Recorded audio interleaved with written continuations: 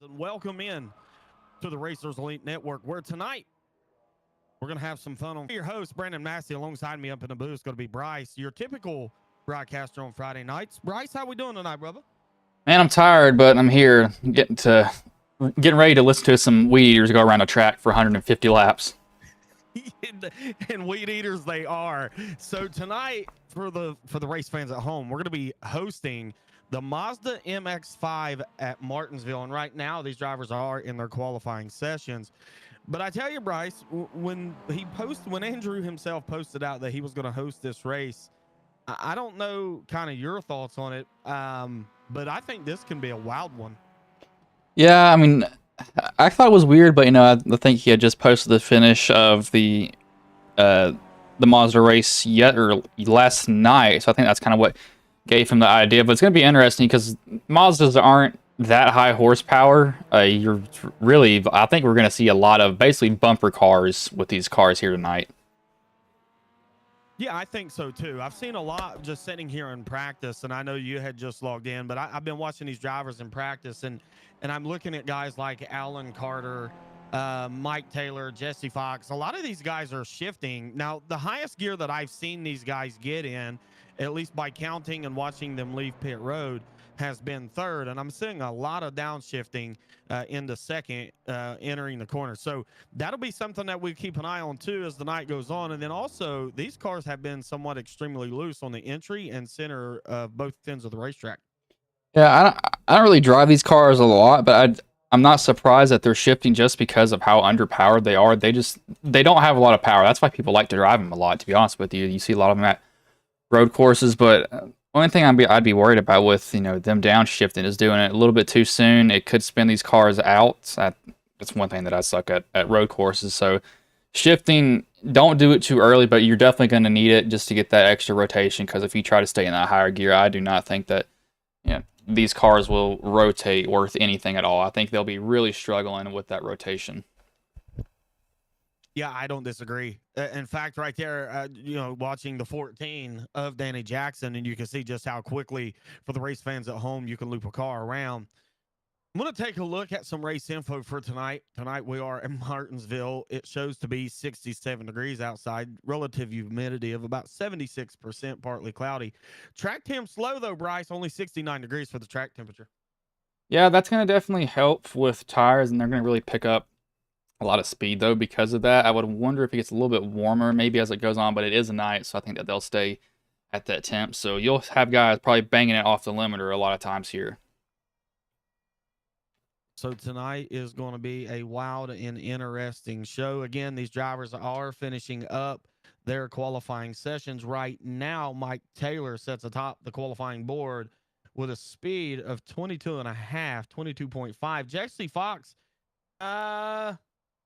if I'm looking at it correctly, matched that time at 22.5 on the dot. It looks like he did. It looks like he'll probably be. It's probably going to a certain point that we just can't tell the time difference. That has happened before. I've had drivers that absolutely match their times. I don't know how iRacing decides that they can probably see more numbers than we can on that. Let's see what will it be? At 22.5. That's got to be closer than that. Yeah, it's gonna be several numbers down. I mean, it could be in the numbers that we like you said, Bryce, we can't see, and even though exactly how many spots behind the decimal it's going to be, to be honest. Yeah, but I honestly wouldn't worry about qualifying too much. I do think we're going to see a lot of, like I said, a lot of bumper cars. These guys are going to be using that front end. So qualifying up front may not be the best thing because it's a short track, but you think, oh, I'm safe, up front, and then you get spun from the lead, and you think you're safe in the back, and then there's a wreck in front of you, and then you just get collected in it. So I really don't think that he's going to be too heartbroken with where he qualified at all with that. Yeah, I don't either. And in fact, I mean, if I was any driver inside the top five, as it sets right now, I wouldn't be upset with the qualifying attempt.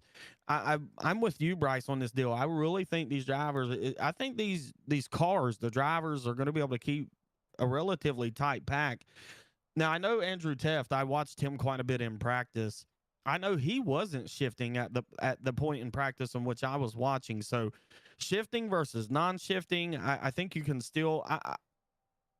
I personally think that if you don't shift, right, you're going to have a better drive off. The car's not going to be as free center exit, and I think you can get a better drive off.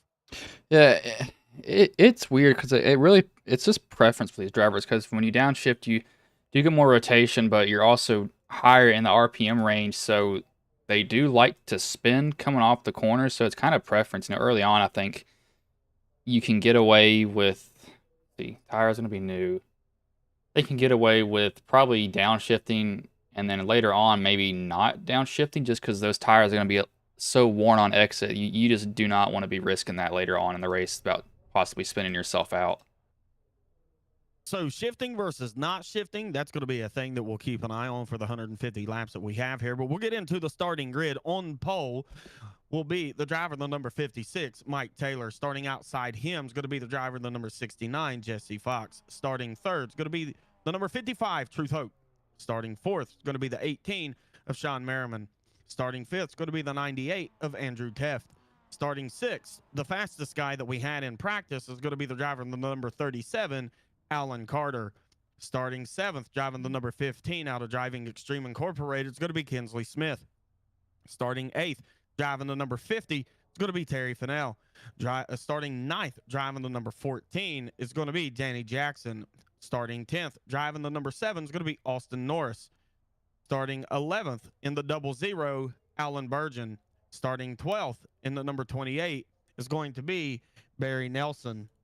Starting 13th, driving the number 3 is going to be Troy Thomas. Starting 14th, my co-commentator on Thursday nights, Bryce, it's going to be Russ Martin Jr. And rounding out the field for the 15-car event tonight is going to be the driver, the number 192. It's going to be Timothy Eisbrand. That will be your 213simware.com starting grid. Bryce, if you was to make a pick to win this race tonight, who would it be? Oh, God. If I had to choose, probably the best weed eater we got tonight will be probably Teft. Teft seems to win a lot. He's got that Duncan paint scheme. I have to choose Teft out of all these guys. He seems to run well everywhere. I had to choose a dark horse. They may be Austin Norris for the dark horse tonight, for me at least. Two very solid picks for sure. The lights is going to be out on the pace car. I'm going to go with Truth Oak. I don't want to give him the commentary curse, but I'm going to go with Truth Oak. And then a dark horse, maybe not so much a dark horse. I'll go with Kinsley Smith. And that will be the driver choices from me and Bryce here tonight. Oh, they're going to take 2 parade laps. I forgot that we're at Martinsville. Was I wrong? The lights was out on the pace truck, was they not? No, I think they were. It throws me off. You think that they're going to be going green as soon as they come off. I think they should have. You may have been right. No, it looks like they were still on. So it was 2 laps. The lights is off now. The pace truck takes that hard left-hand turn down. That's going to turn the control over to Mike Taylor.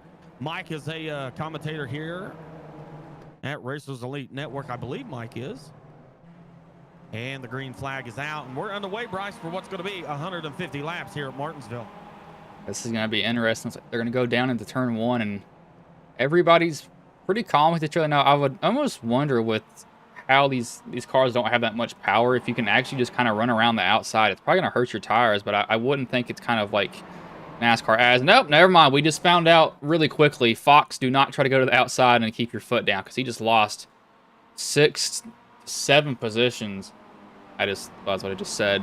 But he lost a lot from that, so evidently you cannot try to stay in that high line and keep your foot in it. These cars just do not have the grip that they need. Oh, big wreck behind them. That's going to be the 28 of Austin Norris. Sorry, the 28 of Barry Nelson. I believe Austin Norris was caught up in it. I don't think any other drivers got in it, but I know for sure Barry Nelson's bringing his Mazda down the pit road. Some damage on the front of the 7 machine. Yeah, it just looks like Nelson tried to clear himself up in front of Norris. Norris was there, and those two just made contact coming off of 2.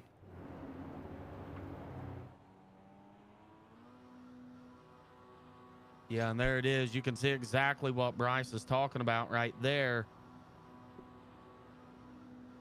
That will bring out the first caution of the night. And much like you said, that high line for Jesse Fox, though, just did not work out. I mean, he went from 2nd all the way down to 8th, lost a total of 7 spots right there. That is, if you're one of these drivers, you want to take note of that, right? You want to pay attention to what happens within the first handful of laps, 10, 15 laps. And if you're one of these drivers, you want to make note of that and put it in the back of your mind not to do exactly what the 69 did there. Yeah, I don't think it's a bad thing to try it early on, because you really don't know, what's going to happen. It's kind of like, just see. I mean, if you lose spots, you can probably get them back there, before the race ends. So I would have possibly done the same thing. Maybe try that in practice to see what it would do.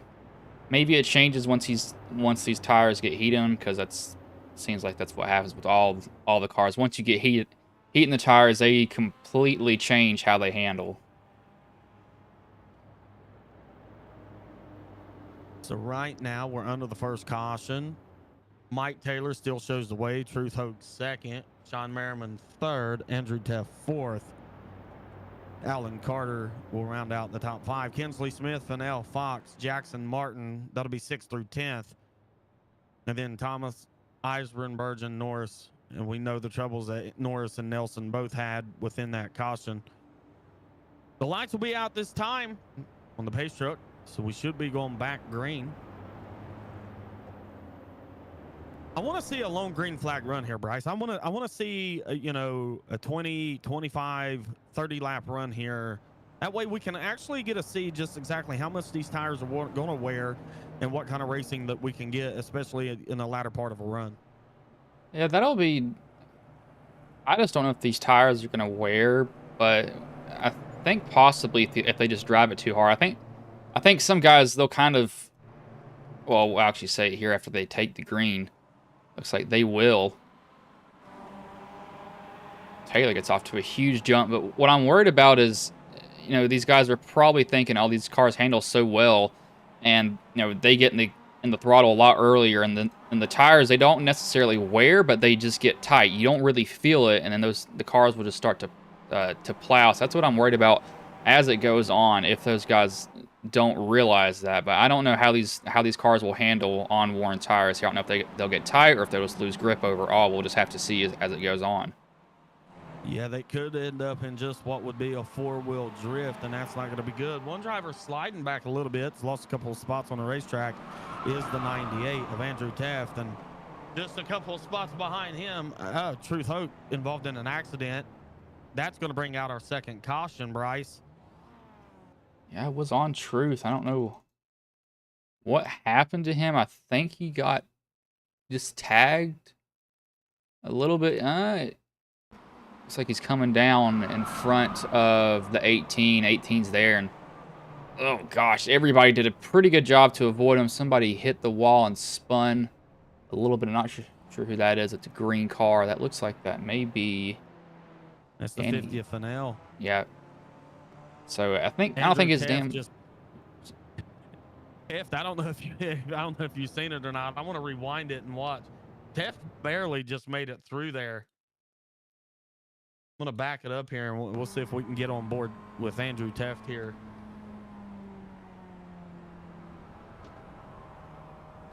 Oh, yeah, the back. That's tight. That's one where, I mean, I've had so many wrecks like that, especially at super speedways, which I wish those are the spawn of Satan to me. You think you're through the wreck, and then just that very last second, you just get pounded in the quarter panel, and you're like, oh, you have to be kidding me. That's the one where you're like, please, please, please do not just roll down the track right into my quarter panel there. It looks like he was very lucky with it. So he needs to be very thankful he did not get destroyed from it. So a couple cars coming down pit road. Sean Merriman decides to pit from the second position. He was racing with Hoke when that caution come out. So with about 10 laps in, he's decided to hit pit road. Austin Norris is going to come down. Looks like he's going to take... I don't think he did. I think he's just still taking repairs. I don't think he burned a fast repair. Yeah, Nelson's 22 seconds. Reynolds 17. I don't think Terry hit it hard enough. I mean, he definitely got a pretty good shot, but it looked like everything stayed pretty much intact. See if we can take a look at the front end of that race car. As you can see, for the race fans at home, I'm not seeing a lot of damage on the front end of that car. So much like you said, Bryce, to his credit, getting it sideways and just barely any contact with the front of the inside retaining wall, and he's able to keep it rolling.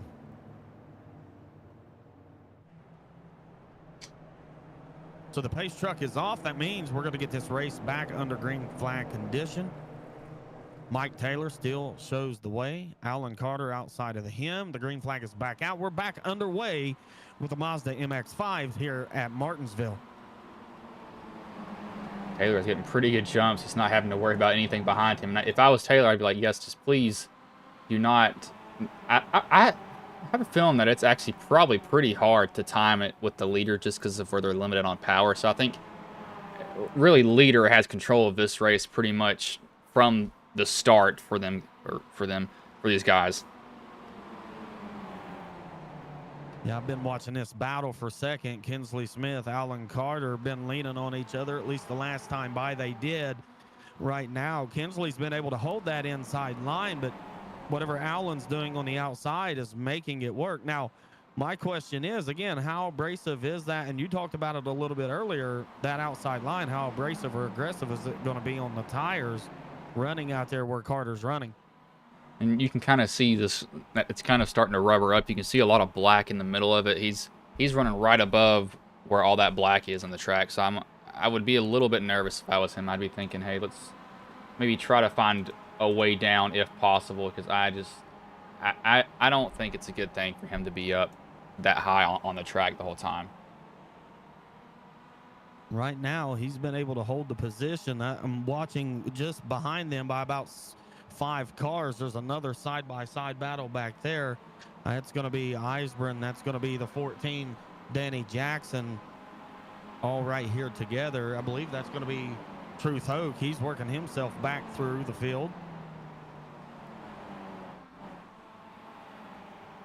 Up front, Fox is running 22s right now, and he's got 2 cars in front of him that are fighting for the same position. Looks like they get that sorted out. So they definitely do lose time when they're side by side. Those cars in front were about 2/10 slower that lap. However, Kinsley just picked up 22:45. Looks like they're catching Taylor at the same time too. Yeah, they was. That's one thing that I was watching there as that battle was going on with Carter and Kinsley, was the fact that Taylor was not able to sneak away from these guys. Now, you said it. Jesse was able to make up some ground. Mike was not able to gain anything. So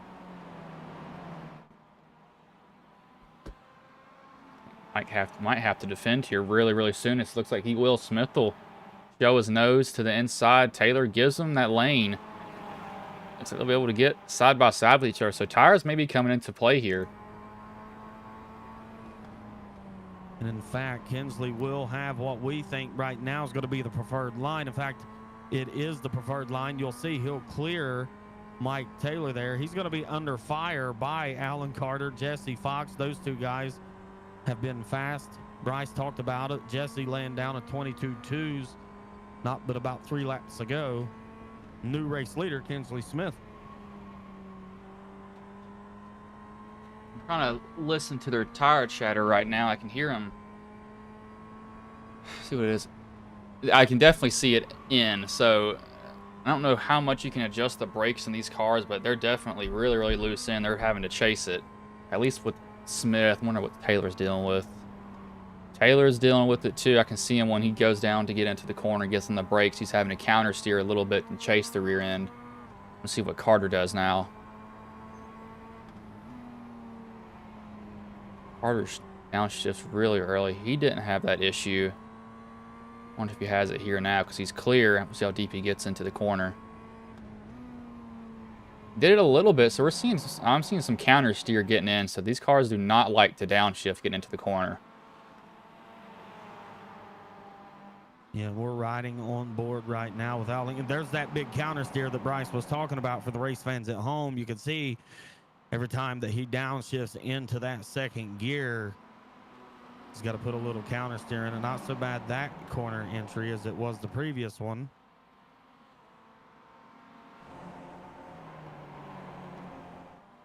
Fastest on track right now is Smith. He's only 500ths faster, though, so he's not running absolutely flying laps by any means. I wonder, how long can they go? I think they can maybe... No, he's probably changed it to where they can't do that. Right? He gave him... Will they be able to go this whole race on one tank of fuel? I'll be honest, I don't know what we're going to get in terms of fuel mileage out of these cars. I actually don't know. I would suspect that he's changed it. Well, it's 100% fuel. I know that. Oh, is it? Yeah, I just checked. It's 100% fuel. They very well could make it plumb to the end on a tank of fuel with these race cars. I tell you what, though, the guy I'm impressed with right now is Truth Oak. You know, he got tied up in that second caution and has since raced himself back inside the top 5. Currently riding 5th right now is the driver, the number 55, Truth Oak. It's kind of the man on the move.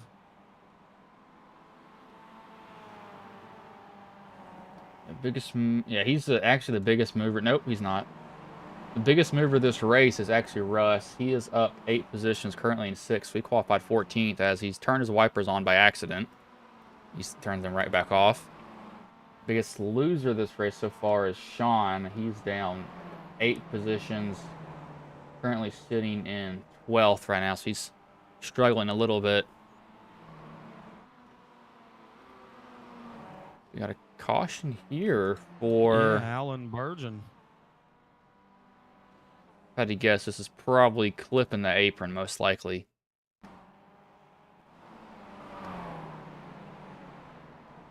Let's see what he hits here. No, he just drifted the whole entire corner. We'll bring it up here and take a look at it.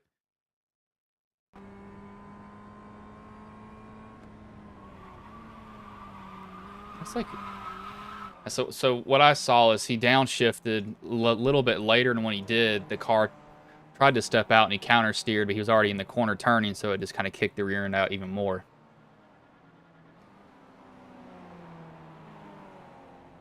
And that will bring out the 3rd caution of the night. Now, at 30 laps in, I suspect that we're going to see a lot of these drivers hit. Well, I say that, and a lot of these drivers are staying out. So I see Hoke on pit road from the 5th position, Teff, Merriman, Troy Thomas down pit road. So not a lot of takers on pit road right now, Bryce.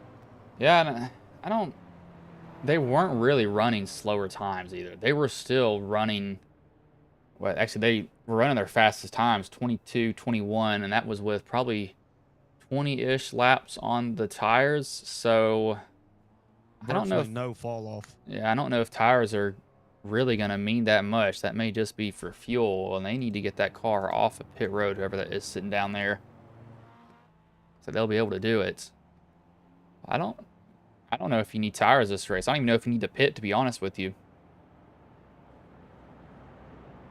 So very quickly, 32 of the 150 down. We're going to be about 18 laps shy of hitting that 50 mark for about 100 to go. But that was a decent green flag run we had right there. Now we was and what we was able to see there is downshifting seems to be the key, but downshifting at the appropriate time to keep the back end of the car on you underneath of you is also the key. Yeah, and I think that what these guys are going to have to deal with, I think that it's just how these cars are, is they're going to have to deal with some sort of counter steer. I don't think they're going to be able to get away from having to counter steer the car at all. I think it's just how much can you handle. You don't want to have to be cranking that wheel back to the right to deal with it. But I think that you have to find that soft spot of how much you can deal with having to have that car step out. The lights is going to be out on the pace truck. He's going to take that hard left-hand turn. Smith, Carter, Fox, Taylor, Russ Martin Jr. That's going to be the top 5. It's going to be on the hands of Kinsley Smith. Now, this will be the first restart that we've seen with somebody different up front. It had been Mike Taylor, but Kinsley's going to take the green flag. He's going to hit the wipers, Bryce, and he's setting sail. A lot of guys are hitting their wipers on accident, but I don't really think that's going to matter much to him here. But I want to see if who was on the pole. Was it Mike? I want to see if Mike. Oh, we got somebody around. That's Nelson up in turn 3.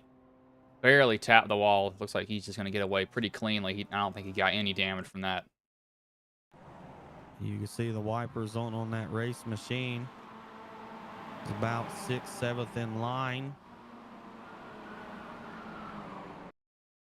Little brush with the outside wall and the 192. I mean, that's just racing, right? The 192 was going to enter about a lane up off the bottom.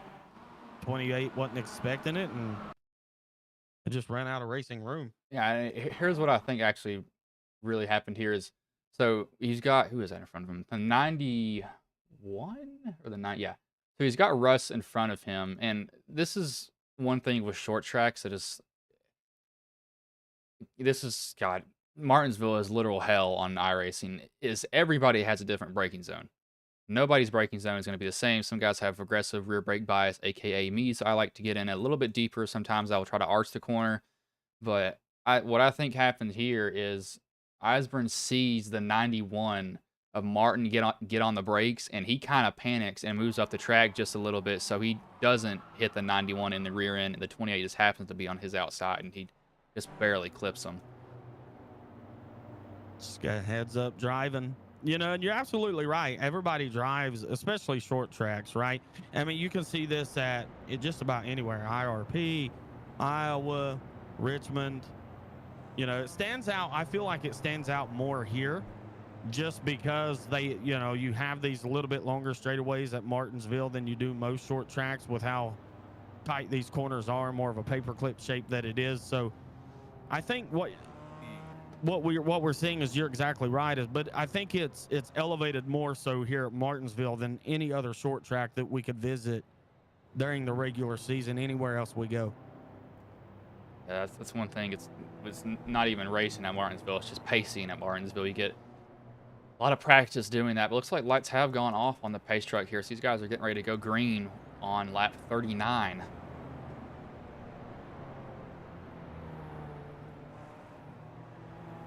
Smith, Carter, Fox, Taylor, Jackson. That's going to be the top 5. Eisburn, Teff, Norris, Merriman, Martin. It's going to be 6th through 10th. Hope, Nelson, Burgeon, Thomas, Fennell. That's going to be 11th through 15. The pace truck's going to be off. That's going to turn the control back over to Kinsley Smith.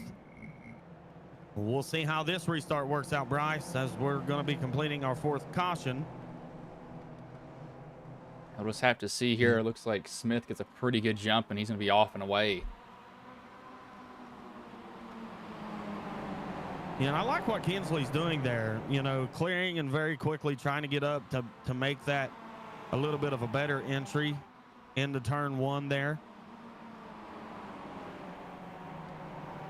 It's a nice arch into the corner there, but Carter got an even better run right off the corner. So I'm going to have a look inside. I want to see. He stays a little bit higher. He's missed it on that corner there. He was not able to get to the bottom like he needed to. So I almost wonder if how much. Oh, there we go. I had a feeling that was going to happen. Yeah, and I think that's the problem with shifting in itself. We'll pop the replay up here. Nope. What I was about to say is I didn't know, like, I know you have to arch the entry to get a good rotation in the center. I just don't know how much you needed to with these cars when I was saying that. And then you see the 15 overcorrects and just nails the outside wall. That was a really late downshift. He downshifted in the middle of the corner. Yeah, so it's the downshift that got him in that predicament there. He didn't do it getting in. He did it halfway through, and when he did that halfway through, it just decided to snap on him. So in essence, we're saying he pulled a Kyle Larson here at Martinsville. Yeah, Kyle Larson at Atlanta. It was that 2 years ago, 1 year ago. Let's see. I was at that race. No, it was 1 year ago. Yeah, yes. Playoffs. Yep. Remember, I actually remember that. I was talking to somebody in the Discord. They were like, "Who should we bet on?" And I said, "Not Larson." And literally 2 seconds after that happened, he smoked the outside wall, and I was like, "Yep, that basically sums up super speedways for him." Yeah, and then again this past weekend, right at Talladega. I mean, our dude has a chance and runs out of fuel on the back runs stretch. out of fuel. Yeah, and Cliff even told him he had fuel, and I was like, I went from being so happy to being so depressed within the span of literally 1 second. I thought he blew up, but then I thought he blew up, but then I realized it was fuel because the way he pulled out, there would have been a lot of smoke, and I was like, oh, he just ran out of fuel. Now, yeah, as soon as he dipped out of line, I was like, he's out of fuel. Yeah, this whole race at Martinsville is gonna make me stressed. 'Cause hoping that nobody new wins playoff wise, but if somebody playoff wise wins, and at points, is gonna be the only guy that we're racing really is Bell. Is going to be Christopher Bell. Yeah. I mean, it's a point difference. So yeah, the whole question. How was your trip to Darlington? You went to Darlington, right? Yeah, I did. I mean, it wasn't bad. I mean, definitely going down to Darlington, you can tell that it's old South. There is nothing for miles, and then it's like, bam, here's a racetrack in the middle of nowhere, and we're like, what in the world? But I mean, it wasn't a bad experience. It's definitely weird. I don't really like the stands, to be honest with you, because they built them tall. They're tight. Yeah, they built them tall to where you can't really see the track, and we didn't even have bad stands there. But I'll talk about it a little bit more after they go green here.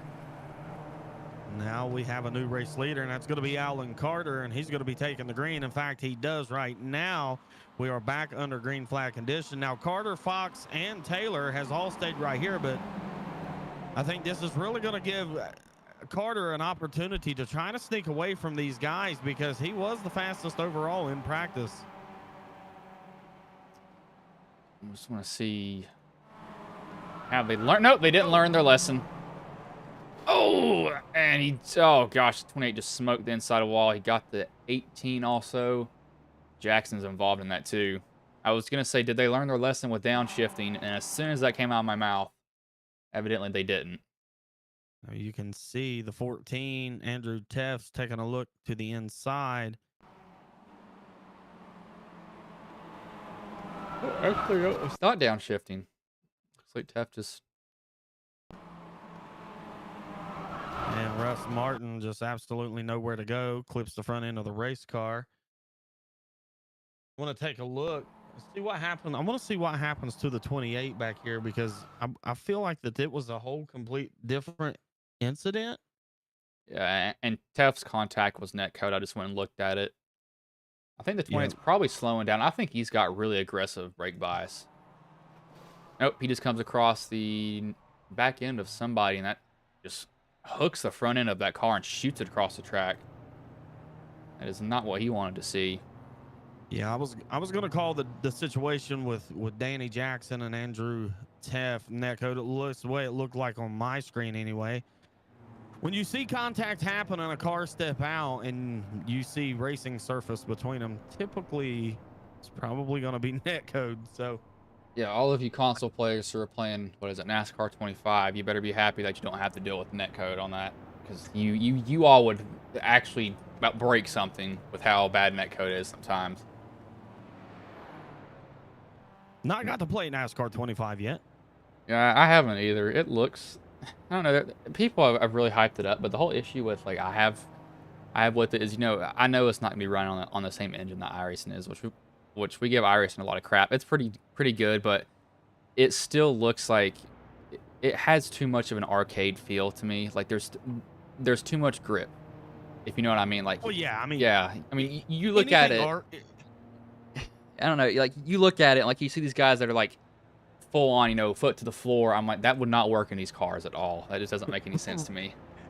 Yeah, I mean, if it's on a console, it's going to be arcadish. I mean, at least it is for me. Now, I mean, before iRacing, we used to run on Xbox. I believe it was like NASCAR 5, whatever it was. I can't remember. '05 NASCAR 5 or something along those lines. And even then, it was just arcadish, right? I mean, there's only so much you can do with console.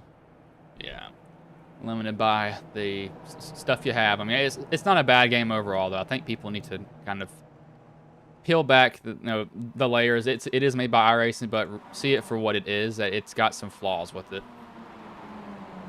The green flag is back out, and in fact, Alan Carter, he's not going to sneak away just like he did that last restart. I mean, Mike Taylor staying right there with him. Gosh, he got in there deep. He did. Actually, I was about to say that. He really drove in there and into the corner and got in there deep. And in fact, he's making it work too, because I don't know if that's helping his center exit, but I mean, he's making it work for what it is. I wonder if we're going to see some rotors glowing on these cars. I know with the Cup cars you'll see it, but I don't know if these cars are heavy enough to see rotor glow. He is just throwing that thing in there and hoping it sticks. That's kind of what you have to do sometimes, is you don't really know if it's going to work. So it's basically just like, hey, let's see if it'll work on them. Yeah, and in fact, he was able to take a look at the inside of Alan Carter right there. Was not able to complete the pass. These guys are driving extremely hard right now. Jesse Fox in tow. And then you have Eisbrun, Taft, Hope following them.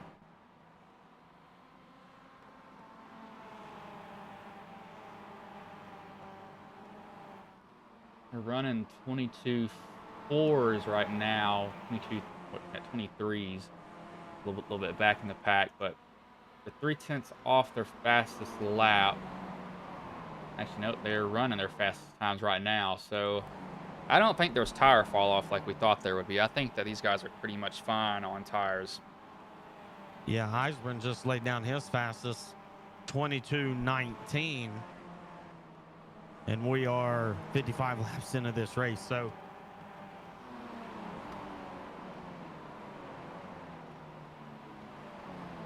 I think we're good on that. Yeah, I don't suspect tires is going to be a problem for these drivers tonight. Russ Martin, after contacting that last caution, is trying to work himself back through the field. In fact, he'll complete a pass. That's going to be for 7th. Right now, though, Eisbrun's the biggest mover on the racetrack, Bryce, up 11 positions.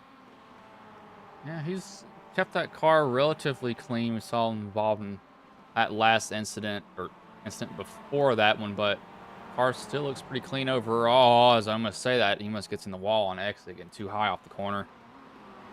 This makes me eat my words. I can't tell if there's tire fall, because like they run a 22.2 and then they go and run a 22.5. I really don't know what it's going to be like tire wear wise.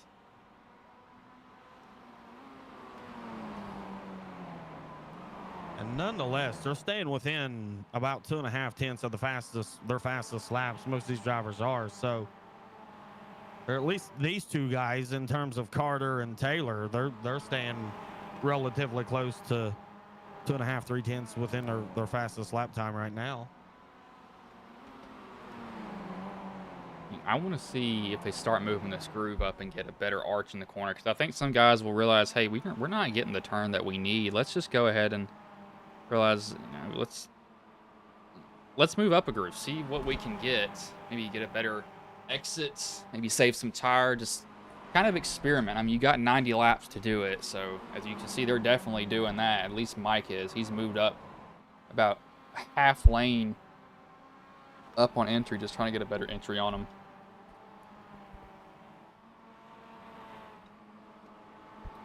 Yeah, I think he just needs to be a little bit more patient, but he's got an excellent center and drive off. It just, the car's not rotating towards the bottom in the center. There's that wide entry that you were talking about. Yeah, you could see it. He showcased it a lot more right there through 1 and 2.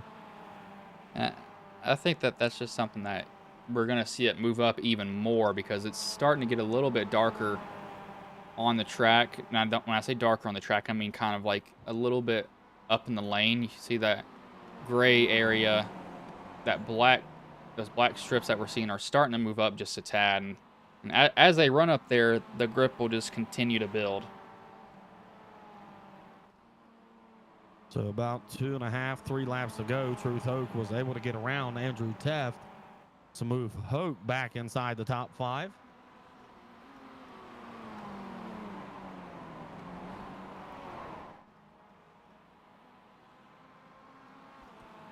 We're very quickly and rapidly approaching halfway. We're about, call it, 12 laps away from the halfway point.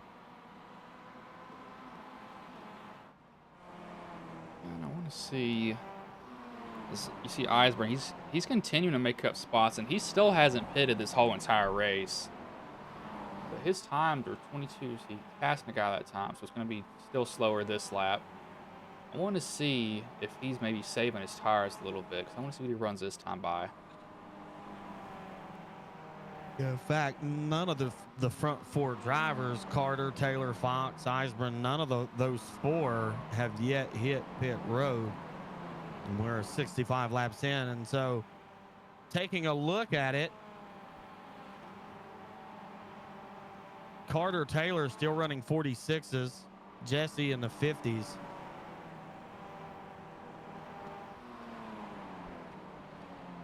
Yeah, and now they just ran a 22.3 as Eisburn is about to wreck himself. I've been watching him for the past 5 laps. He is driving in so hard, and that car is basically drifting around the corner with how he's having to deal with it, trying to step out. I want to see, are they getting tight now?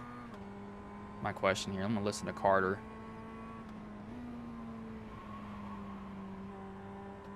No, but it has stopped stepping out on intro, though. I did notice that.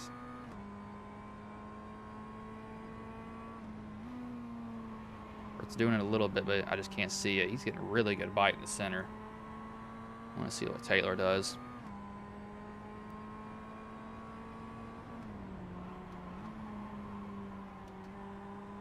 He's not getting the same bite that Carter is, but he's actually able to somehow keep that wheel turning more than I thought he should be able to, because it looks like it should be getting absolutely tight on him, but he's somehow making it rotate. You can see Taylor kind of overshoots. Center exit there was about a half a lane off the bottom of the racetrack. The 00 is going to move up out of the way. That was a weird exit and position for Taylor to be in right there. Yeah, that's just, I don't know, that's just odd. And he hit his wiper blades again on accident. Oh gosh, it just looks like these cars should be so tight, but they're not. 22.4 by Martin. Martin is running. Martin did pit on lap 35.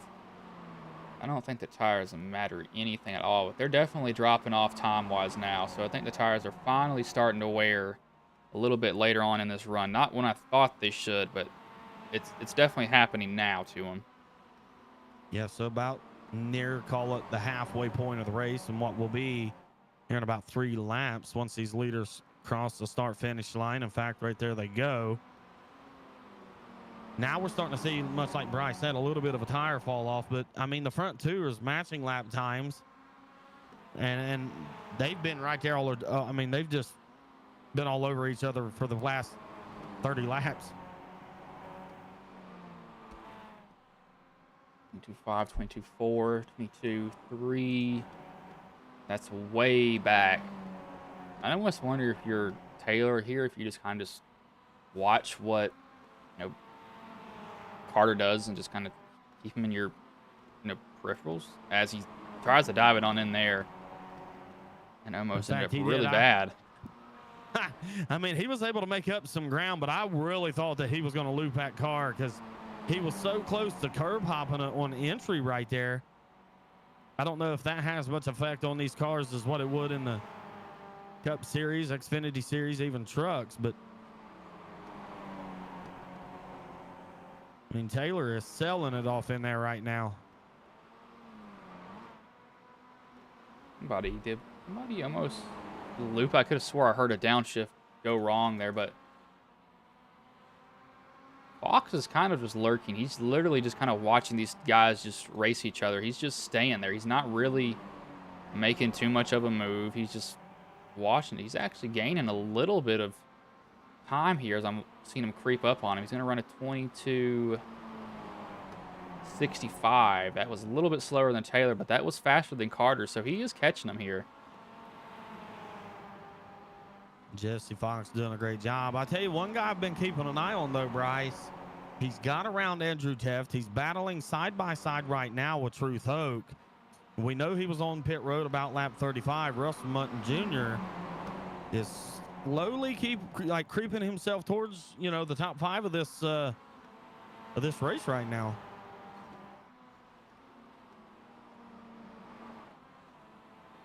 Let me see. So front 4 are still running 22s. Everybody behind them's 20. Not everybody. Almost everybody behind them's running 23s. So I don't know.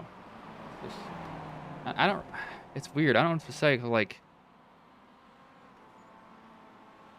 I can't tell if it's tires or if it's just traffic. You got that one car that's having to stay up high. I can't tell if they're running into them or not. They definitely aren't matching each other, though.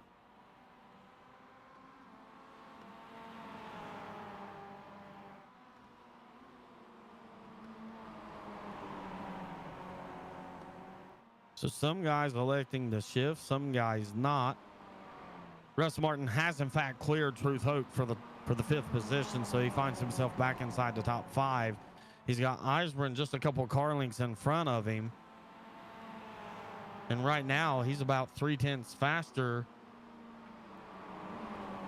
than Eisbren.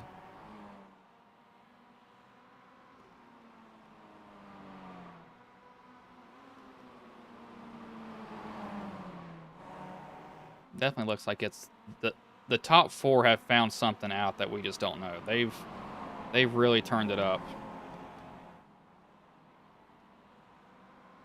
Yeah, 81 laps on a set of tires right now. And still virtually, I mean, only just from what we can see, about a half a second worth of fall off, really. I mean, it's not been too wild for the top 3. Jesse's actually starting to put a little bit of pressure on Mike Taylor. I think overall, him just riding back there, he wasn't charging the entries. He wasn't burning the centers. Right now, if there is a tire advantage, I would think that it would probably go to the 69. Fox, I mean, he's just slowly. It's not big chunks. He's just every now and then he's just gaining ground, and I'm not even going to give him the curse. I was going to say he's not making mistakes, but he's just not being overly aggressive. Like, that's what I see from him. He's just being calm, collected, and like, hey, you know, let's just enter the corner, not with my hair on fire, is what I see him doing. Right, yeah, just patience, right? I mean, we talked about patience quite a bit when we would call races together on Friday nights. You just got to have a little bit of patience. I mean, 150 laps at Martinsville may not seem like a lot, but that's quite a bit of racing. You know, we've had 5 cautions already. Just take care of your equipment.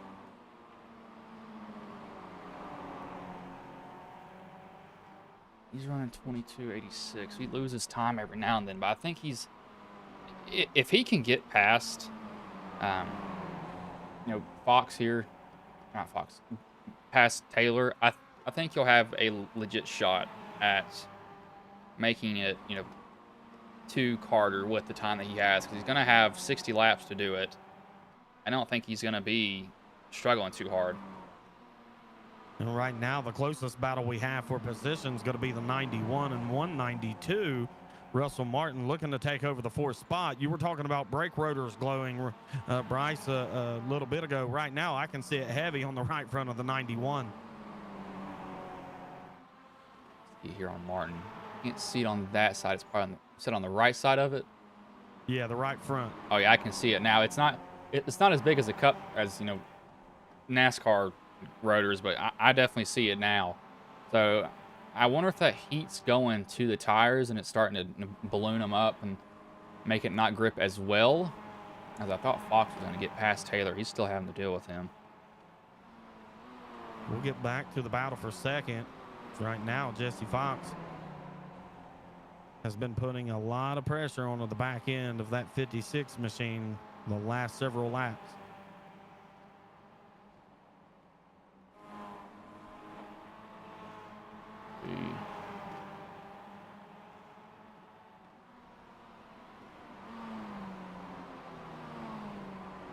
Now, the one thing that Carter's probably loving this, because he's just watching those guys go at it. He's like, yes, please keep fighting each other while I just drive off into the sunset and not have to deal with you all at the moment.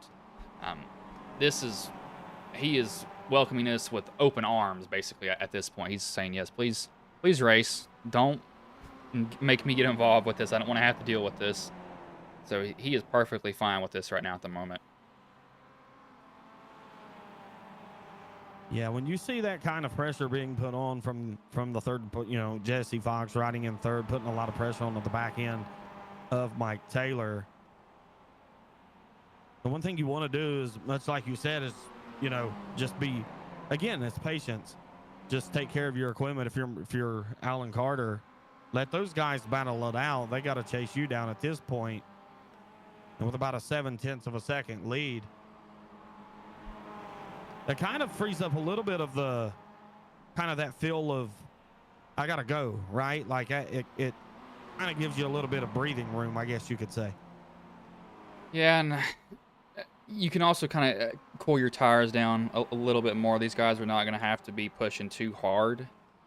That's what they're going to be really happy with, is if you don't have to push hard up front. That's always the best thing, because once you get behind somebody, you're having to get on the brakes a little bit harder because you're having to guess where they're braking. So he's definitely probably getting to save his stuff while this is happening. His Fox is he's trying everything he can to get up there, but he just cannot find a way around him.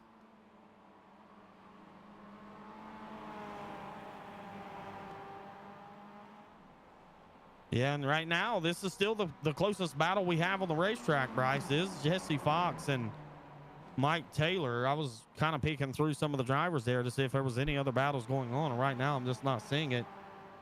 At least not as intense as what the battle for second has been.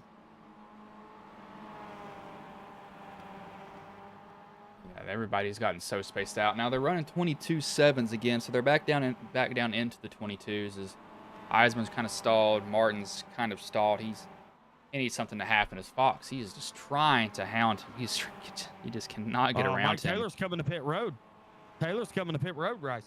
I'm a little bit confused by this. Maybe they do need tires. Who knows? I really don't know why he would come down pit road there, to be honest with you. Yeah, lap 97 coming to lap 98. Taylor decides to elect to hit pit road. That's odd. I don't know why you do that. Yeah, I'm not sure of that call either. We know they got 100% fuel. We didn't think fuel was going to be a problem. Tires may not necessarily, we don't feel like it's going to be a problem. We'll keep an eye on it. Now the question is, right, we know Jesse was putting a lot of pressure on the back end of Mike Taylor for second. Now Jesse's got to put the head down and go chase down Alan Carter. Yeah, and Adam was... The question is here, like, does that open the floodgates for everybody else now, or do they all stay out on track? Like, I don't know what you do now here. Like, I think they're going to keep an eye on where Taylor comes out and if he gains the positions back. But I don't know how it's going to work out here for him.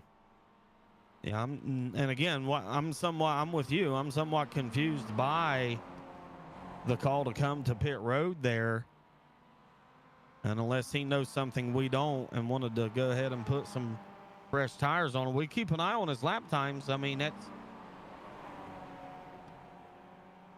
Yeah, I don't know. I find that weird. I just don't understand why he would come down pit road like that. I just don't see the point in it.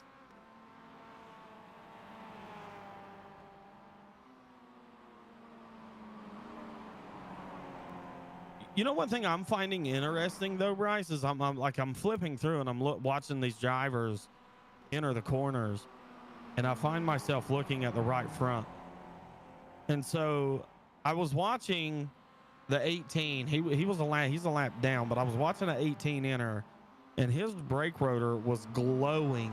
But I've been watching Alan Carter and even at times Jesse Fox, and neither one of their brake rotors show any type of glow, as if they're hard onto the brakes. And I find that interesting. Here comes Fox down pit road.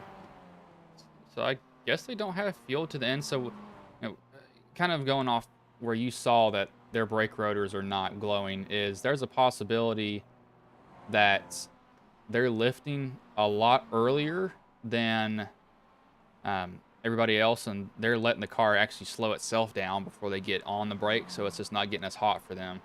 That's what they could be doing to make that brake really make their tire stay a little bit colder than everybody else's. So now this becomes interesting, because Russ Martin Jr., if and when Alan Carter hits pit road, and right now we've seen 2 of our front 3 hit pit road. So if and when Carter comes to pit road, Russ Martin Jr. pitted at lap 35. Now we know a fuel run's about 105, so he's going to be short, would he not? If the pit window is, say, 110, he might make it. This might be this is going to be interesting. I don't know. I mean, it depends on, well, I don't think these cars would use that much fuel under caution, but maybe you can save. I don't know if you can save enough. I don't think you can. I don't really know. Fuel is so weird with these cars because, again, I don't run these things. So there is a chance that he can make it to the end, and I'm just completely wrong on that. Carter's coming to pit road. Yep. Carter's coming to pit road now. So the top 3 has now elected to hit pit road. Now, we know at one point in time, 3 of the top 4 had not made it to pit road yet. So now we got to see where Mike Taylor cycles out in comparison to when Jesse comes out, in comparison to where Allen comes out of pit road. Now the question's going to be, does Russ Martin Jr. have enough fuel to get to the end with about, call it 40, say 42, 43 laps to the finish? I don't know. Let's find out.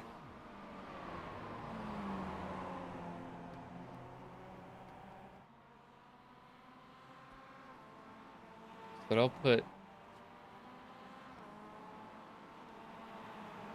Yeah, Martin's way ahead of him.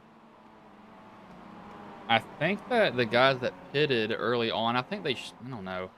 I'm not going to say anything. I want to say yes, but at the same time, I'm not completely sure. And that's because, I don't know. Like, it's just odd. I don't really know what to say. Yeah, I don't either, because but the only thing we can say right now is this could be best case scenario for Russ Martin Jr. Because really, truthfully, I mean, his last time by was 22.7s. Now, that's only about 0.3 off his best lap. However,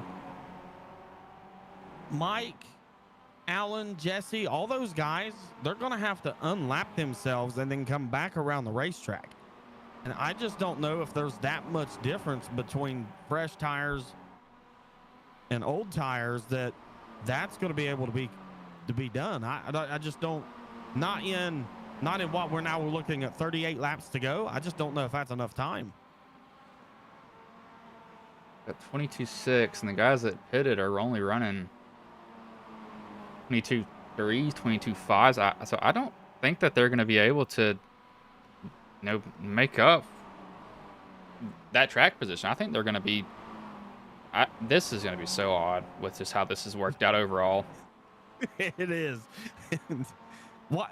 First of all, why does this always happen to me and you? I don't know. These strange calls with when to come to pit road, etc. It seems like every single race we do together, there's always something that stumps us and throws us for a loop. Yeah, and you think you're like, oh, they're going to come to pit road at this time, and then a caution comes out, and you're like, Huh. Now when do they come to pit road? And then you're kind of stuck at that. You're like, well, crap. Oh, we got a caution here, though. And that's going to be a game changer. I believe that was Eisbrand.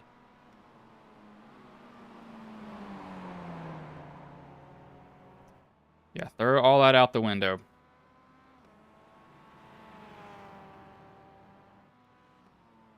Does he just overcook it? Yeah, he does. Just kind of overcooks entry. You can see him get onto the brakes there, Bryce, and then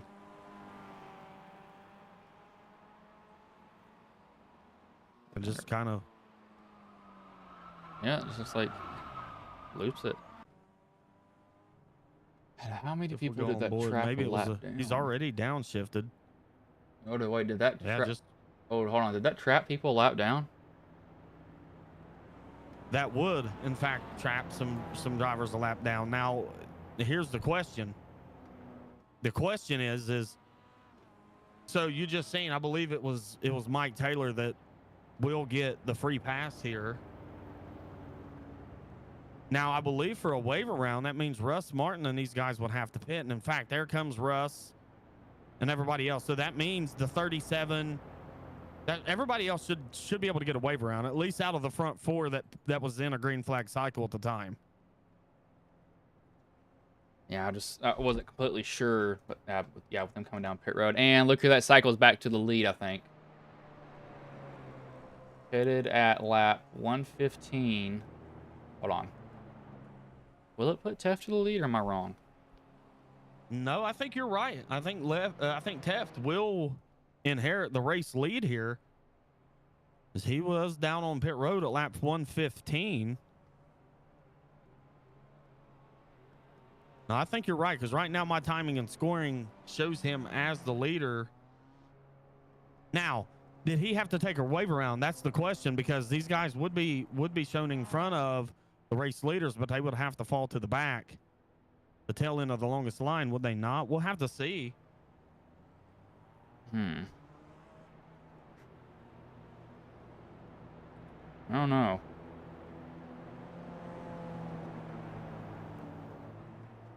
We'll see how this works out. Teft, Hoke, Martin, you can see. No, that is going to put Teft and Hoke on the front row. Well, that is Russ Martin Jr. third. Change of events there for sure.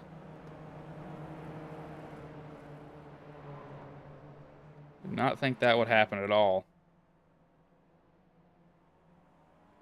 The rest of the cars just not packed up. It's just these four cars. I'm not sure where everybody else was, if they just got caught in the wave around. I'm not sure what was going on there, but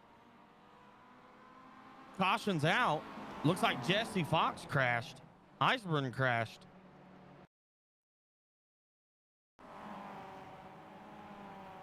We have a bunch of weird stuff going on. Eisbrand got loose, overcorrected, and Fox had nowhere to go. He just destroyed him. What is going on here? And that's going to mess up the timing. Yeah, Taylor's got a black. That should be cleared. Eisbrand's got a flag. Fox is done. He's got a meatball. I have no idea what in the world is going on here. Yeah, everything just completely changed, right? I mean, we seen the four drivers. And again, Eisbrand pretty much did the same thing there in the 8th caution as what happened in the 7th when he brought out the 7th caution of the night. And so it's kind of the same incident, but none of the other drivers that took the waiver round or whatever the case was had gotten up to the back of the field when Teft and Hoke brought these guys to green. Now, something happened with Hoke. It says Hoke crashed. Hoke goes down into the corner. Up into the marbles, maybe? What do we have happening here? He tried to miss Eisbrand. You can see him lock it up right there, yeah. So that's why Hoke fell to 7th.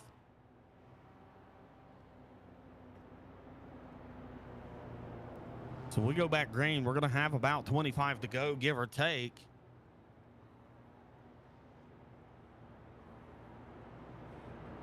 This has been quite an interesting turn of events for the way the cautions has fell here. Yeah, this has literally just flipped everything on their head. Like, I don't even know who's where they belong. It is, yeah, I don't know. It is just completely jumbled up. Right now, it looks like to me the only ones that we can be certain of is Teft. Looks like he's still going to remain the leader. Russell Martin Jr. will be outside him. Jackson and then Taylor. Taylor, we know, led some laps.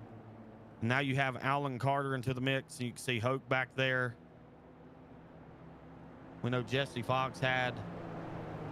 Yeah, he's still on pit road getting tires, so he's not going to make it back out before the green flies. And in fact, the green flag is back out. We're going to have exactly 26 laps to go.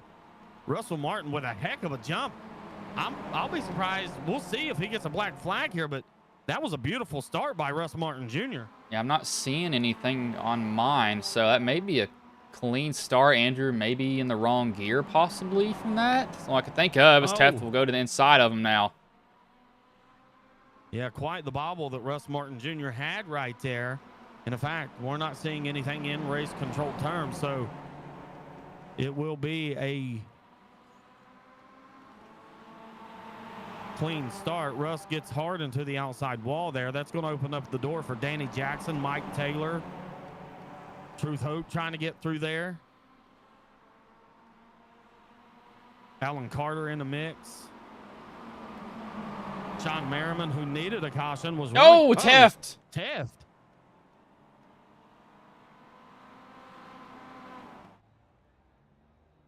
He just looped on his own. That had to have just been a downshift middle of the corner. He was all alone. Goes in and just loops it on his own. Didn't hit anything. It was just a mistake there by Teft.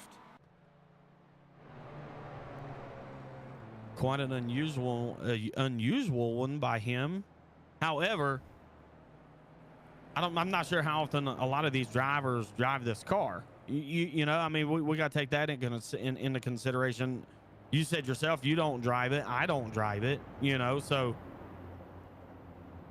well, but you've had 125 laps to learn it. Still is not a lot of seat time. I don't know. Like, I think you have to downshift though. Like, you just can't not downshift. I just don't think we'll get the rotation that you need. But I don't even know how to describe what's going on here. This is just weird. So that will turn race lead over to Mike Taylor. It's going to be Danny Jackson, Russ Martin Jr. It's going to be Sean Merriman, Alan Carter. That's going to be the top five. You can see Jesse Fox just got his lap back. So he was the lucky dog. So I believe that will put Jesse back onto the lead lap.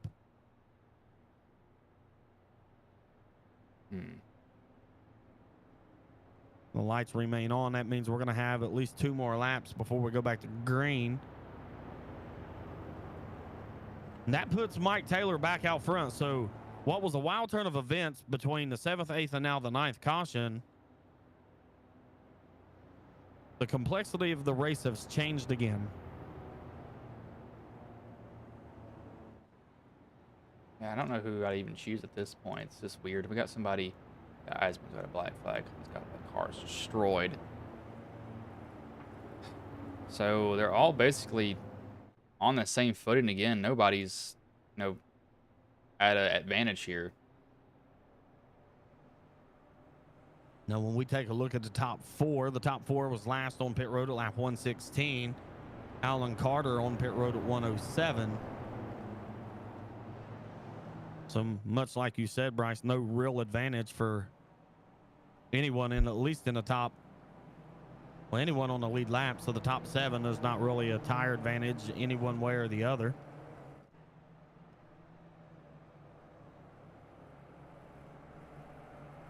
So the pace truck is off. That will turn the control back over to Mike Taylor to get this race back on the green.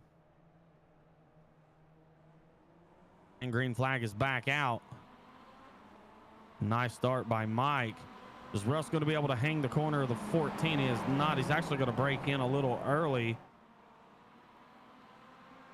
We got a good run, though. Really good run down the back stretch. He did. In fact, he's going to be looking to take over the race lead here. Danny Jackson has found something here with about 20 laps to go. He's going to be looking to take over the race lead. Here comes Sean Merriman. He's going to look to follow on the inside around him. Oh, and I knew he was going to go. I saw him bobble at middle of the corner and just a little bit of contact there from the 28. I saw him try to catch it, and he caught it, but it was too little too late. He didn't hit the apron. He just got in there hot. Actually, he may have hit that. He may have hit the apron there just a tad.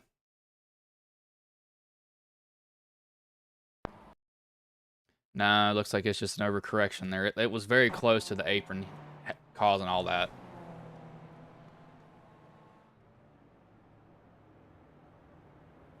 We'll take a ride on board with him here.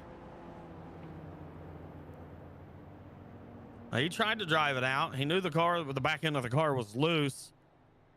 He tried. Sean Merriman nowhere to go.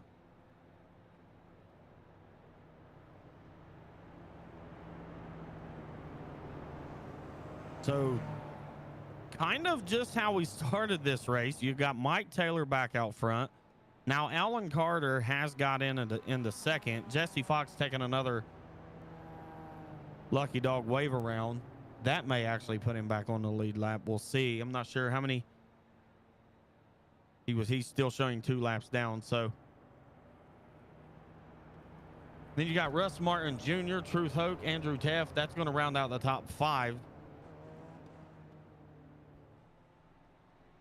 The way this race is going, Bryce, we might only end up with about 5 or 6 cars that finishes this thing.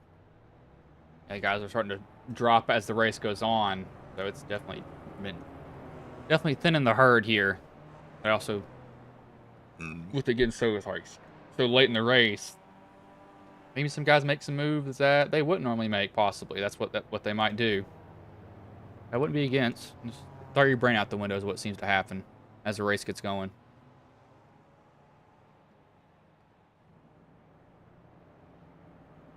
We're going to have about 14 laps to go once we restart this thing. We'll see if the lights go out on the pace car this time.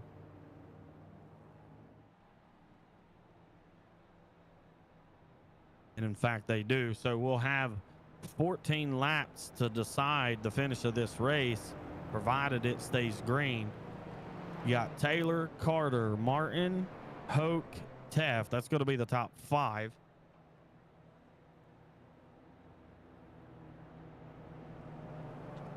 Merriman and Jackson going to be 6th, 7th.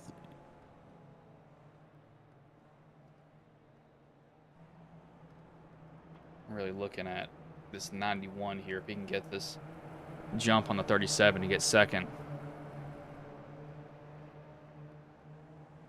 Green flag is out, Bryce. We're going to be back underway. And in fact, the 91's not going to be able to hold the quarter of the 37. Although the top 3 able to squeak away just a little bit from Hoke, Teff, Merriman. Carter gave it a look. I mean, he definitely wants it there, and he might have a chance here. As where'd he go? There he is. And it's going to be side by side down into 1 and 2. Going to get deep into the corner. Give that. Actually, he runs that 51 or that 56. Kind of goes up high on his own. He's blinking, so these guys can't really tell where he is. So that's going to be one of the most nerve-wracking things for him. I want to be able to see where that car is. Yeah, I think that's what we're seeing being with Hoke, Martin, Merriman right there. They're just not sure where he's going and where he's going to be. But now there is quite a bit of distance between Carter and Taylor, so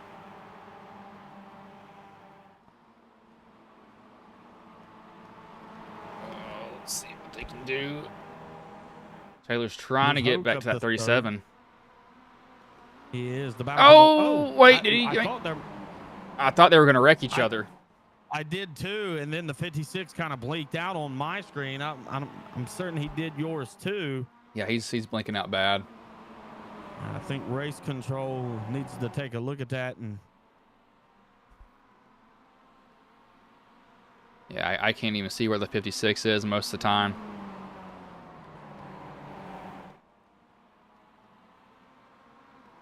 yeah, and if you're Alan Carter, right, this has got to be nerve-wracking to witness in your mirror, because you just don't know. You don't know where they're going to make the move at all. We are under 10 laps to go. In fact, we have 9 to go. We're going to have 8 laps to go when we hit the start-finish line, Bryce. Right now, I was going to say, it looked like maybe the 56 had that issue cleared up for a little bit of time. Yeah, he's still doing it decently bad on my end, but see how it goes for him now, because he is still dealing with that. So as that battle goes on, I want to get back here and take a look at this battle. This battle has Russ Martin Jr., it has Andrew Taft, it has Merriman, it has Danny Jackson.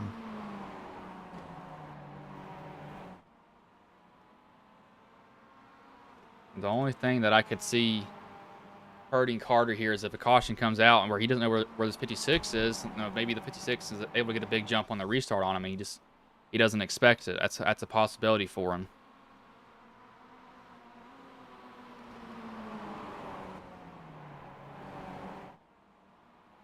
Once Carter hits the start-finish line, it'll be 5 laps to go. You can see every now and again the 56 right there in tow of the 37.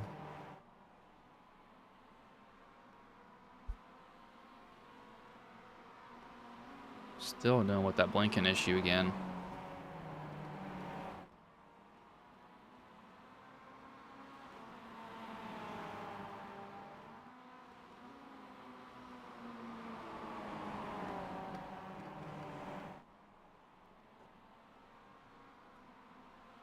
Yeah, the 56 is staying in tow, but he still has that issue. 4 laps to go, Bryce. It looks like he's better in turns 1 and 2 is Mike Taylor.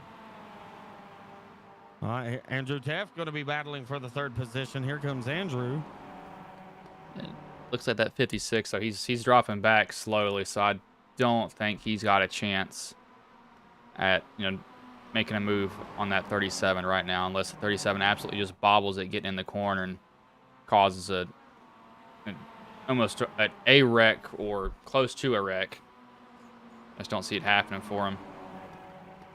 Taft was able to get around Truth Hoke, so move him into 3rd. There's going to be 2 laps to go. Right now, the battle for the race lead is Alan Carter, Mike Taylor.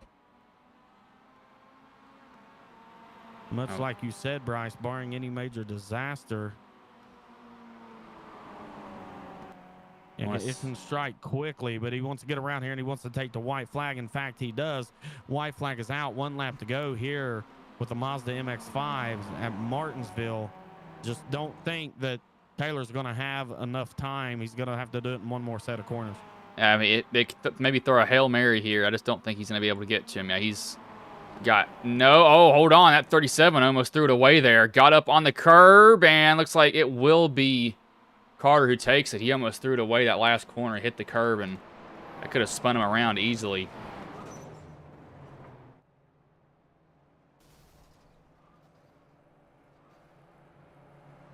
Those guys just having fun.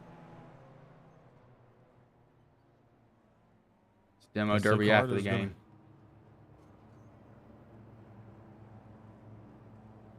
Looks like he's just going to bring it down pit road. Call it a day for him. So that definitely got weird there towards the end. That was really awkward. As we can see the results on the screen, Alan Carter will pick up the W here tonight. Mike Taylor, Andrew Taft, Truth Hoke, Danny Jackson, Sean Merriman, Russ Martin Jr., Jesse Fox, Barry Nelson, Troy Thomas, Timothy Eisman, Austin Norris, Alan Burgeon, Kinsley Smith, Terry Fennell. We'll see if we can get any of these guys up here.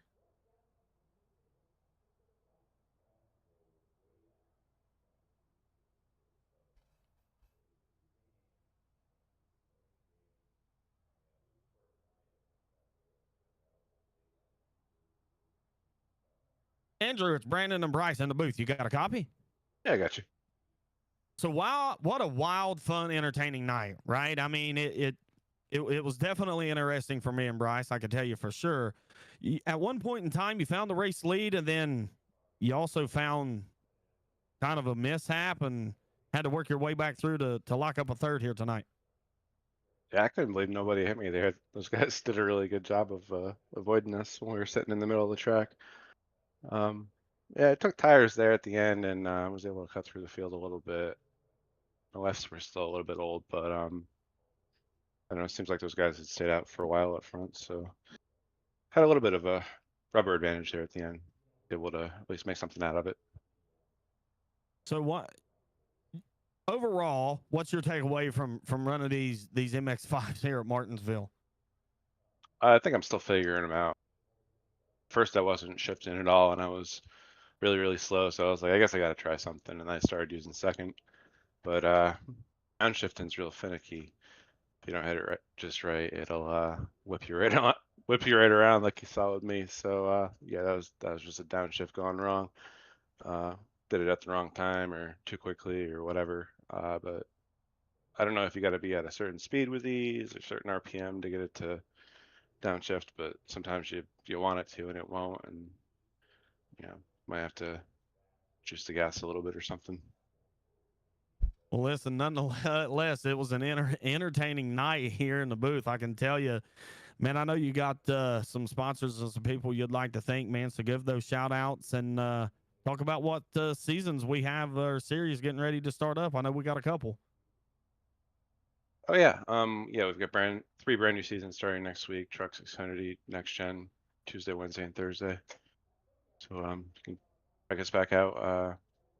Those days at the same, well, not the same time. We're at 9 o'clock tonight, but normal time is 7:45 during the week. Schedules, standings, all 9 yards. Discord invites. It's all on racerselite.com.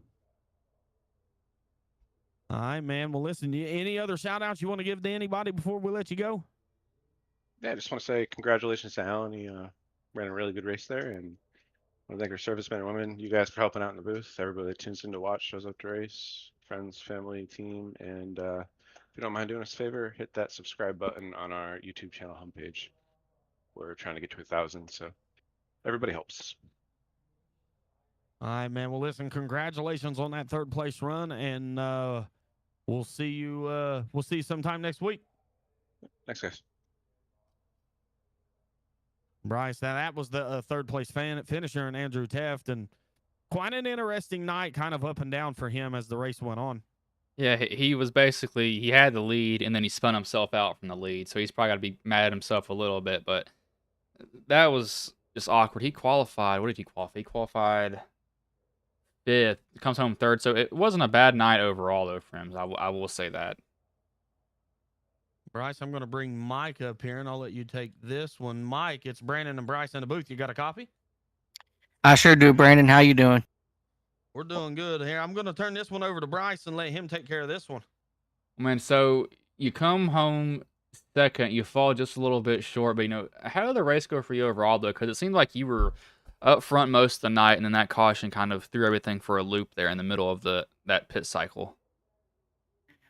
Yeah, this number 56 White Tiger Motorsports Mazda finally pulled it out of the barn after about 5 years, and so this is my first night actually running at Martinsville in this car. So being as fast as I was actually very surprising.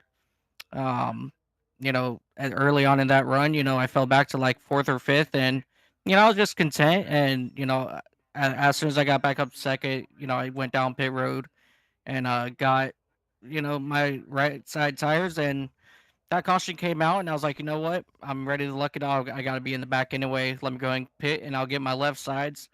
And then just that second to last caution, I started having internet issues or something. I started blinking, as just everybody saw. Very unfortunate there. I really wanted to run Alan hard there the last 10 laps or so, but I didn't want to chance it. So I just rode back behind him, just praying that he made a mistake and I can get around him cleanly. But Alan was wicked fast all race long. I was also worried about Jesse Fox in that number 69 machine. he was absolutely fast as well. So it was a good, strong day for me, and I'm happy, and I'm finally glad I can, you know, bump elbows with these group of guys here, and hopefully I can do it a little bit more often.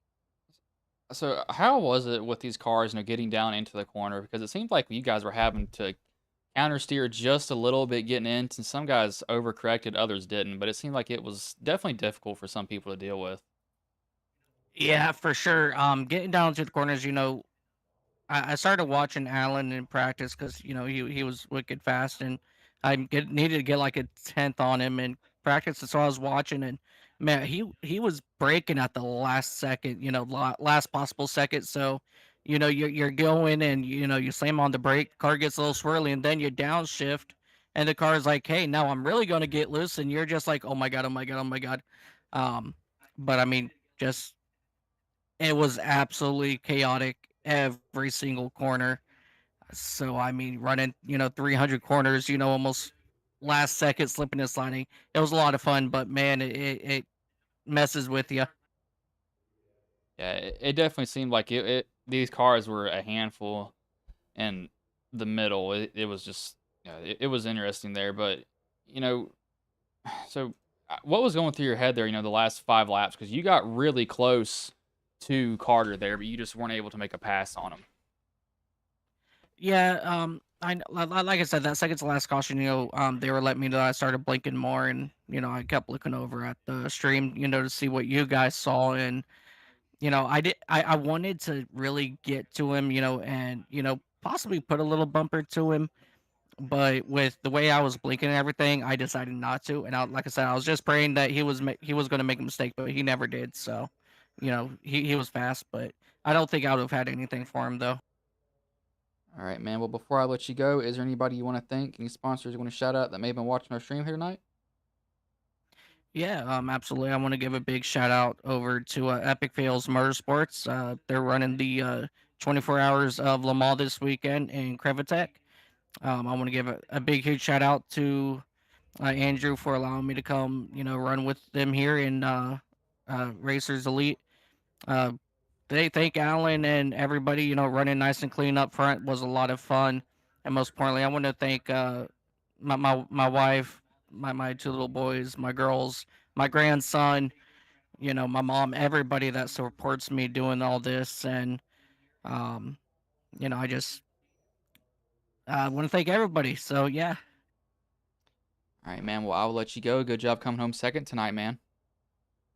I appreciate Bryce, Brandon. You guys have a great evening. You too, bud. That was Mike. That was Mike Taylor, the second place driver. We will bring in the race winner, Alan Carter, and Brandon, I will let you handle this one. Hey, Alan, this is Bryce and Brandon in the booth. You got a copy, man? Yeah, I got y'all. Well, listen, you just bad fast, right? I mean, I watched you in practice. I believe you were fastest overall in practice, and then you kind of rode there for the first several laps. You had Kinsley Smith out front at one point, just kind of rode and just waited for the opportunity. And then once you got out front there, you was able to kind of maintain just a little bit. And we had some late race cautions that tried to shake some things up. But all in all, you was able to bring this thing home pretty much in one piece and find victory lane. Yeah, man, it was a good time. I rode, like you said, I rode for the first little bit of the race, and then they started getting a little bit of a gap on me. Started putting some distance there, so I was like, I had to pick the pace up a little bit, and just trying to take care of the tires because I didn't know how well they were going to last for the whole run. Didn't know how the cautions were going to fly too, so that was a big thing.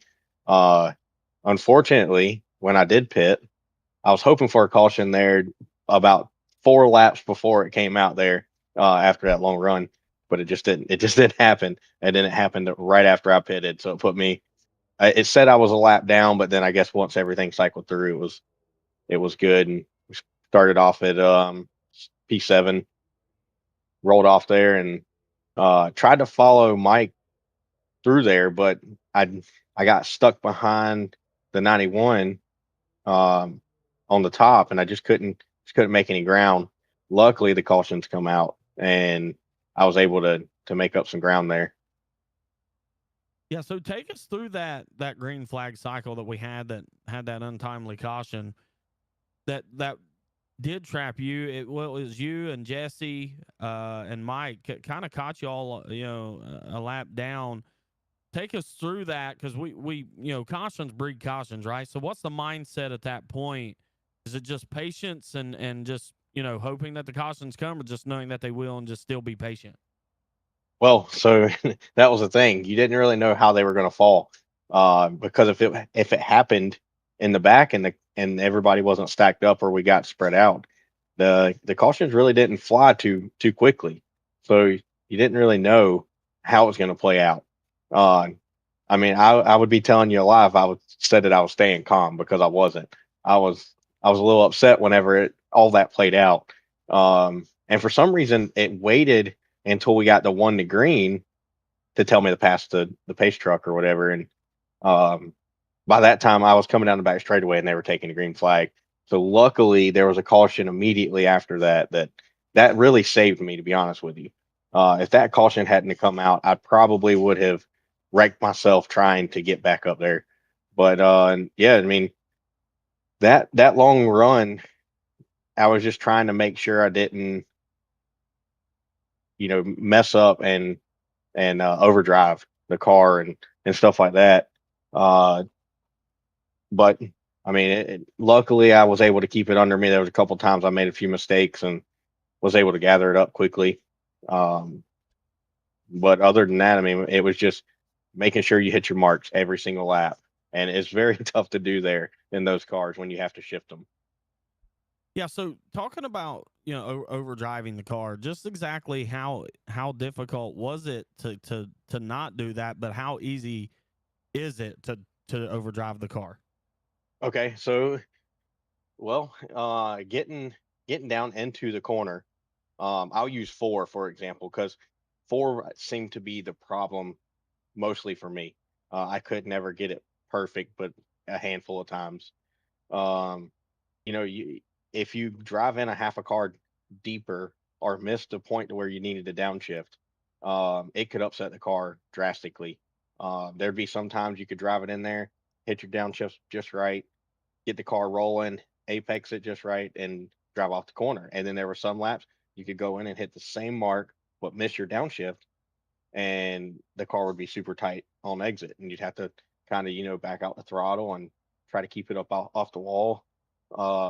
And then there was other times where you would get down in there and hit the downshift just a bit too early, and the car would low down too much, and you'd be up on top of the curb. So there was a really fine line to make that happen and make it work. Um, Mike was doing a really good job when he was in front of me of being able to do that. Uh, and he was having some connectivity issues. I don't know how it would have played out if he wouldn't have had those, because he couldn't have been he could have been more aggressive if it wasn't have happening. But at the same time, it was like I said, it was that fine line. You can get down in there and just miss your marks and wash up the track and leave the door open, and that was really easy to do. That was one of the things I just kept telling myself not to do. Well, you had 150 laps to master it, and you did exactly that, man. And you was able to bring it home, bring that machine home in one piece and with a win. So I'm certain you have maybe some shout outs and some people you'd like to thank for tonight's win, man. So go ahead and shout everybody out. Yeah, and Terry was helping me out in practice. We were working together along with Tim, and we were making some ground up, and they both just had some bad luck starting deep in the field. Didn't really get good runs, but Tim stayed with me after his race pretty much ended. He was trying to keep me calm throughout, trying to watch the replay mode and stuff, and keep me calm, making sure I hit my marks and things like that. So I gotta thank him for that, because if it wasn't for him doing that, I probably would have overdrove the car a lot there at the end.